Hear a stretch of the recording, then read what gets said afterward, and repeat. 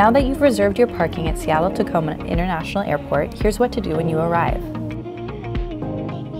As you approach the parking garage, look for the dedicated reserved parking entry lane. Drive under the sign and up to the reserved parking entry gates on the 4th floor. There, simply scan the QR code in your email confirmation from your phone to open the gate. There's no need to touch a screen or pull a ticket.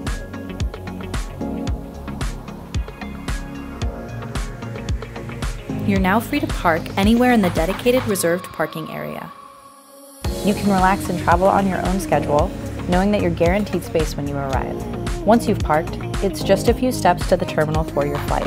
It's that easy. Exiting the airport is just as simple.